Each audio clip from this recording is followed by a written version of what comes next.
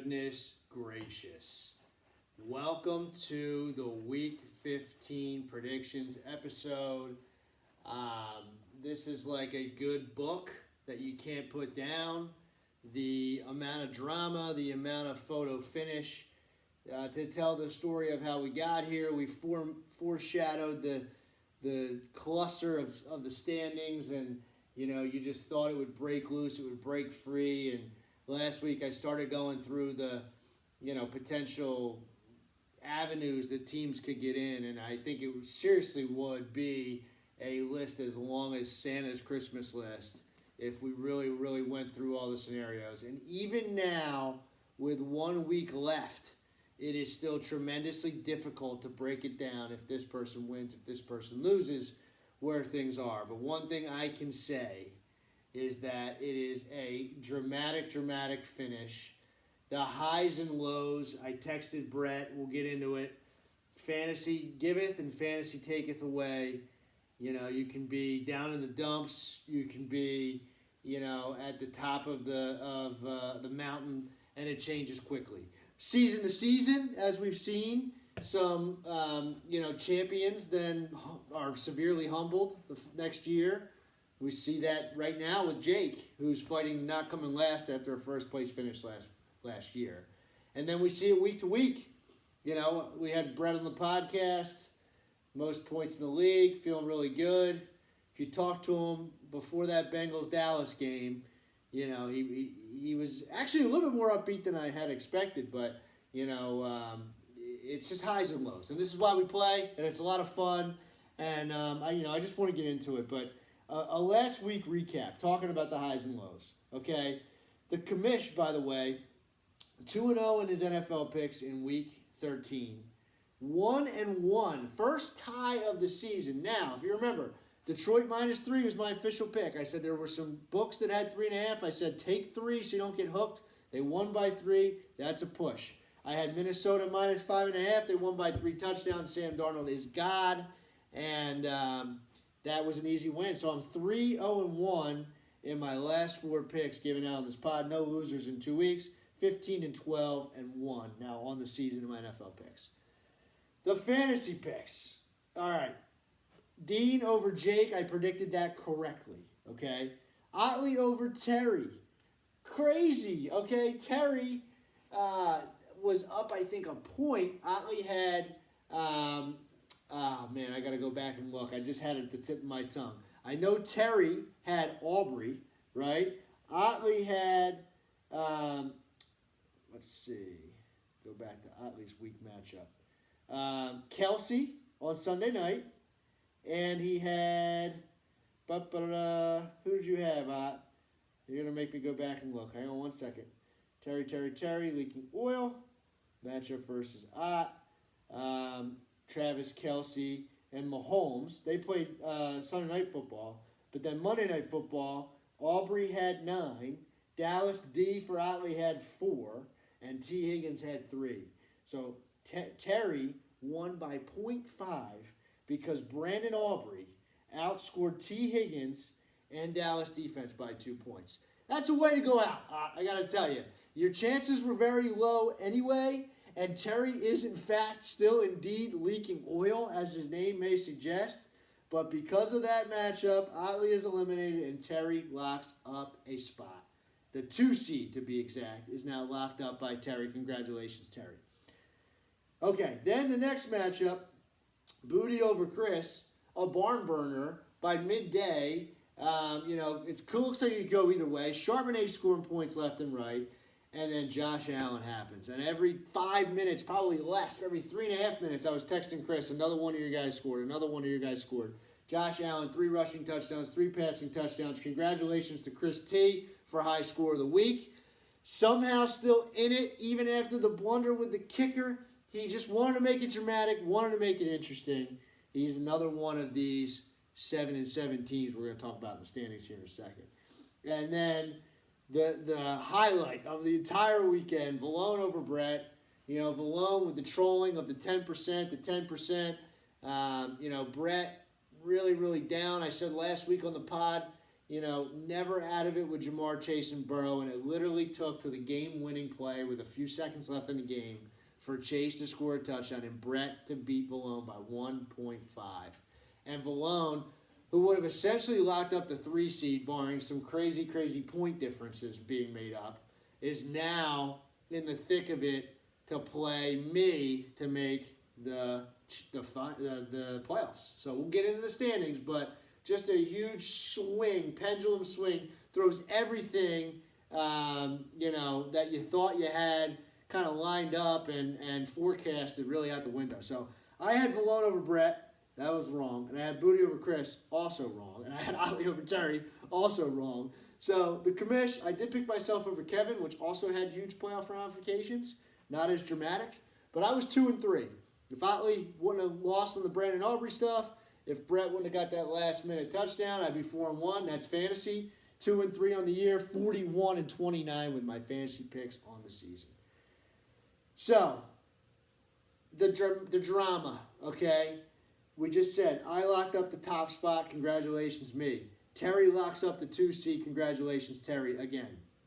From there, we have 1, 2, 3, 4, 5, 7, and 7 teams in the hunt.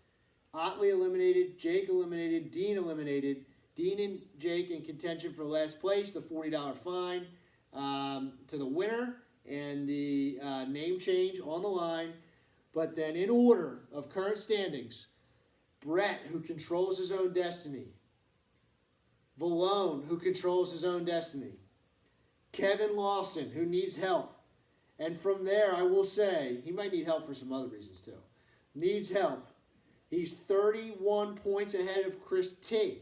So even if a guy loses in front of him and Kevin were to leapfrog them, he needs to make sure he keeps Chris T off. If Chris T has another 190-point week and they both win, Chris could leapfrog Kevin. Above that, I don't think anyone can leapfrog Vallone or Brett in points. I think it's too far of a spread. Let's just be realistic. Then it's Chris. And he's ahead of Booty by 3 points for the year because of his huge, huge, huge week last week. So where does that leave us? We're going to get into the matchups, but there's all the 7-7 teams, and you guys have heard the storylines. We've been talking. It's just crazy. There's 10 teams in this league, 5 are 7-7, and none of the 7-7 teams are playing each other. There's a chance that all these 7-7 teams could win, and the standings could essentially stay the same, or all the 7-7 teams could lose, and the standings would essentially stay the same, or any conglomerate of mixture in between. If Brett loses and the other 7-7 teams win, Brett could score 300 points in a loss. It wouldn't matter. If, Vallone and Booty win and the other 7-7 teams lose, those 2 guys are in. It all comes down to, at this point, record. And the points are a significant tiebreaker and put you in a much better position. And we'll talk about that here. But it's going to be very, very, very interesting. So we'll talk about most likely scenarios. And my predictions are pretty easy because whoever I pick to win, mathematically, we'll talk about how they win and what we think. But, it kind of shakes its way out. So here we go, guys. First matchup on the docket will help paint the standings for me pretty easily. So, Brett versus Dean. It's, Dean scratched and clawed, lost 8 in a row, has the most points against by a ton, but also has the least points for. It has not been a good season for Dean. If he could somehow salvage a win over Brett and a Jake loss, he would avoid last place after the big win he had last week. Dean's team is way better than his record despite some of the things I just said. All that being said, I told Brett, this is true. The ups and downs you've had in your season, you have to beat the last place team to make it in. This is your statement game. All the stuff with, the most points and how you've gotten here and the last week, miracle chase play. This is your week. If you win, you're in, and it's up to you at this point. If he wins, he locks up the 3rd seed. And Burrow and Chase might be the 2 best players in fantasy, at least at this time. They just have such a connection, and, any given week can go off Not the best matchup this week in Tennessee, but those guys are killer. Combine that with Henry. Now Hubbard's got a little bit maybe more volume with Brooks, even though he wasn't really doing a whole lot, right? So, my dad, on the other hand, now no McCaffrey. How does he win? He's going to need some blow-up games. I mean, it's going to be on the back of like a Connor and Kyron combination for 4 touchdowns. An Adam Thielen, 10-catch day. A Bo Nix 4-touchdown day. It happens all the time. It could totally happen, but I got to take Brett. With my dad's streak, he did right the ship last week. It was against Jake. Brett, an upward trajectory. I think he's just destined at this point to make the playoffs. I think if he wins, he will be the 3 seed. I think he's easily a top 3 team in this league with the firepower we just mentioned, and I think he gets it done against Dean. And my prediction, if you can imagine, Dean would be in the basement, and Brett would be in 3rd. So let's pause there, because I think now that might potentially settle the standings. If that does happen, all you 7-7 teams, Brett would lock up the spot. No one's catching him in points. So if that happens, for you staying at home, and I think there's probably, I'll give it a 62% chance that Brett beats my dad. If that happens, you can't make that assumption. If you're 7-7, you should still think there's 2 spots to fight for. But for the sake of this predictions, I'm going to pretend there's 1 spot left, because that's what I think is going to happen. All right. We'll pause here for my Thursday night pick. My Thursday night pick, we just talked about how good we've been. I think I'm 9-4-1 now on the season after the last week with my Thursday night picks. This was a difficult one for me for many reasons. I'll talk about it, try to be quick. But Shanahan owns McVay in their history. I think he's like 10-5. Always beats him. But San Francisco's had really good teams. McVay beat Shanahan earlier this year in a pretty good comeback, if I remember correctly. The Niners are banged up. I knew they were going to squash the Bears last week. That was one of my picks. But, they're on their 3rd-string running back, who also is injured now, Garendo. And the Rams are playing great football. They just came off that huge win in Buffalo. And the Rams going to the Niners are a 3-point dog. And the Niners, the book loves the Niners. So I was like, you know what? This is a really football-esque pick that the Rams are going to keep it close. People are going to take the Niners at home. But I got to tell you, it opened at 2.5. And from what I've seen, all the money's on the Niners. We still don't know if Garendo's going to play. And all the money's on the Rams from what I've seen. And the line still moved the other way to -3. As much as my football acumen says take the Rams, I'm a gambler. And I think the Niners -3 is a good pick. And that will be my official pick for Thursday Night Football. I think that Shanahan gets it done and just really puts the clamps on that division race there in the AFC West. And I'm going to give you my other pick, too, because I want to talk about fantasy. My other pick is Washington -7.5. I don't care if the quarterback for the Saints is Carr with one hand, Jake Haener, or Spencer Rattler. Washington off the bye. One thing I know about Washington, they came out and was embarrassed by Dallas. The rest of the year, they pretty much beat up on pretty bad teams. I don't think they're going to sleepwalk. They need this game to kind of stay in the thick of it, and the Saints are done. The interim coach magic has now worn off. This backup quarterback is going to be horrendous, and Washington's defense is kind of better than they are. And Jaden Daniels is Jaden Daniels. They get it done. I think they win by 2 touchdowns. I'll lay the 7.5. That's my other pick. All right, this is where it gets interesting, guys. Booty and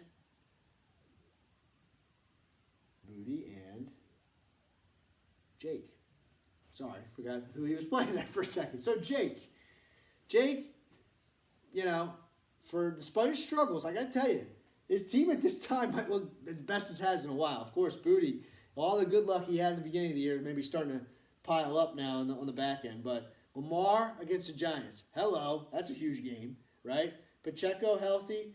Kamara, Saints will struggle, but he'll catch 6 passes for 6 yards and maybe score. Who knows? He hasn't scored in a while, but he'll get some. Lamb, playing through injury. Cooper Rush throwing the ball. He still looks explosive, right? Njoku being questionable, potentially not playing is a big, big risk. And Pickens is probably going to be out. So, on the other side, though, talk about a team that would limp in. I mean, Booty is down to Kenneth Walker potentially out. He's got Charbonnet, who was awesome last week. You almost want Walker to be out, so they're not in a timeshare. You should play one or the other. But you kind of need Breece Hall back because Braylon Allen's in a timeshare with somebody else. So 2 backup running backs. Rico Dowdle is kind of your star running back right now. You're riding Sam Darnold 5 touchdowns last week. As much as I love that storyline and narrative and hope that he continues to do it, that ain't going to happen every week. Judy's been phenomenal. McLaurin back from bye. This team is inconsistent. It doesn't have a lot of stars. And Booty, I predicted it, I think, last week when I said I thought he was going to beat Chris. I thought he would kind of limp in with some good management, and he still can. But he has 3 teams to leapfrog. He needs 3 teams in front of him to lose, and he needs to secure that 4th spot realistically to get in. He's got the worst chances, I think, of the teams remaining. But I say that, he plays Jake. Some other people have harder matchups. And I will say, he's only down 3 points to Chris T. So he can easily make that up. So he really needs to root for, if we're really doing the math here. We said let's pretend Brett wins, right? You need Valone and Kevin Lawson to lose. And you need to outscore Chris, and you don't care if Chris wins his matchup or not. You got to beat him by 3, 3.5, and you're in. Okay? So, super doable. The matchup right now, Jake's at 60%, but the whole Kenneth Walker, Breece Hall thing's all goofed up. We don't know who's going to play. I'm going to take Booty. I actually think he's going to get it done, and I predicted him to kind of limp in. Judy's playing well. McLaurin's playing well. Laporta could catch a touchdown, that 54-point over-under. It hasn't been Jake's season, and I think, that he loses this week. I think Booty gets it done, and will he make the playoffs? We'll talk about that here as we go through our other matchups. But I got Booty over Jake in Week 15. Another super, super, super important matchup. Otley versus Chris. Otley, I would say probably the best team in the bottom half for sure. Just, Saquon's a beast. Amon-Ra kind of not playing so great, but is very, very good in this huge over-under game. Kelsey and Mahomes, pretty much Otley's downfall this year. And then Higgins and Jawan Jennings. Jawan Jennings is amazing somehow. But Chris T, finding ways to win. Josh Allen's on a mission right now. He's in a 54-point over-under. The defense can't stop anybody. You saw the Rams last week do whatever they wanted. In Detroit, Josh Allen is going to be playing catch-up in this game. And honestly, he's probably worth 3 or 4 guys, if we're being truthful. How many points did he have last week? 53. Okay, that's insane. And I bet you he has 4 touchdowns this week. 2 through the air, 2 rushing, 3 through the air, 1 rushing. Tyreek looks a little bit healthy in a potential shootout against Houston. Rashad White with no Bucky Irving. Jaden Reed coming off a 0. Jonnu Smith, 0 the whole game. Goes into overtime, 3 catches for 50 yards on a touchdown. And then David Montgomery in that shootout. Baltimore's D against the Giants. Give me Chris. I got to take it. Chris has a little bit of magic here. If he would have started the kicker, he'd be in much better position. But here we are, Chris. And I think you get it done over Otley. Now, I just talked about him and Booty and the points. I'm going to lay it out right now. I just said that I think Chris has a big week. I think he's going to outscore Booty. So if we're giving edges to people, we already said we thought Brett was in. I think Booty wins his matchup, but I think Chris T edges Booty. So we still have 2 more matchups to talk about. Will Chris make the playoffs? We'll see. All right. Leaking Oil versus Kevin Lawson. Another team, let's be honest. Terry changed his name to Leaking Oil. He probably, if we're talking about, I just said Brett has a top 3 team. I think I have a top 3 team. Terry is the top 2. He's the number 2 seed. I think that he's probably not a top 3 team. He might be the 4th best team. He might be the 5th best team. He needs Hurts and A.J. Brown to get it together. Both his guys. They're having a little bit of a rift here, even though they won 9 in a row. Squeaky wheel maybe, but Hurts just isn't throwing for yards right now. They're running the ball. Hurts is still okay, but the passing weapons are taking a hit. Aaron Jones is good. Najee's good. Can guys like Waddle, Keenan Allen, and Jonathan Taylor get it together towards the end of the year? With Kittle, too. If Hurts and Brown can figure it out, I'm telling you, Terry's team could get hot. strike fire. But this week against Pittsburgh, I think there's tough matchups. I think that's going to take him a little bit to get into a rhythm. And we've talked about it. Kevin's team, Bowers, cheat code, Mixon, Achane, Swift, very, very, very good. His weakness is his receivers, but Kupp is Kupp. BTJ is very good, gets a lot of targets.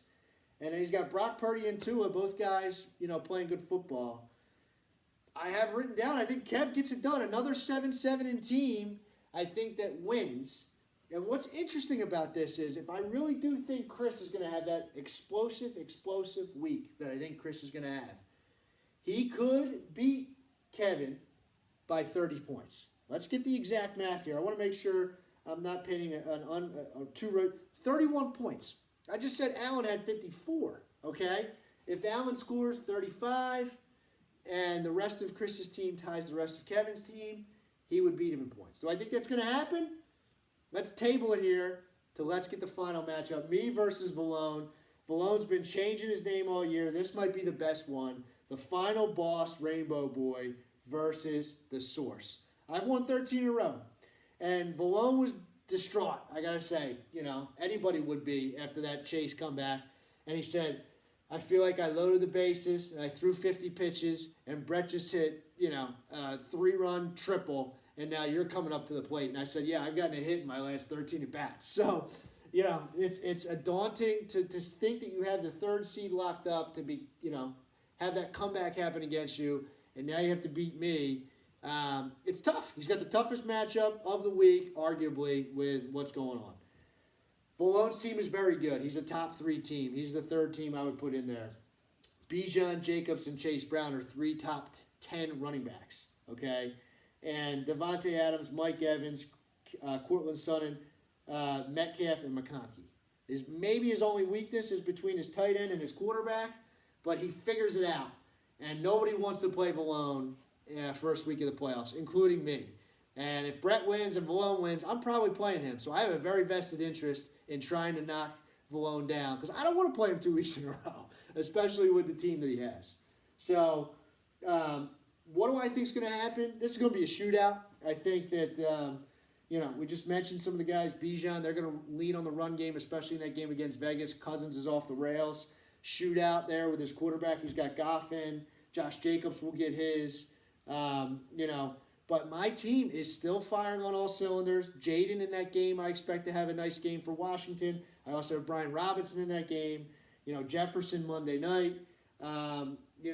I got some decisions still to make it flex between Calvin Ridley, Malik Neighbors, Garendo. Do I throw Garendo in there?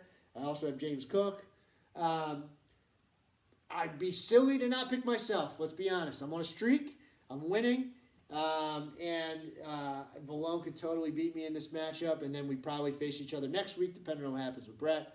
But I'm picking myself to beat Valone.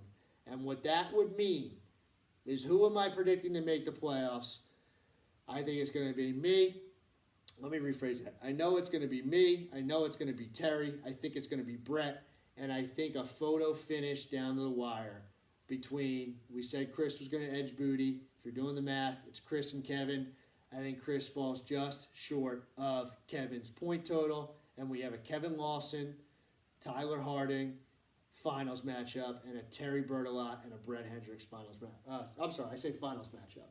Playoff matchup, the 2 playoff matchups. So that's my predictions, guys. I wish you guys good luck. I'll be here next week to lay out the playoff scenarios for you. It's been fun. We'll talk about the 4 playoff teams and how they got to where they are and, do a little recap there, talk about their history in the league, etc. It's going to be fun. I'm going to be on pins and needles watching it this week. I wish you guys good luck. Commish.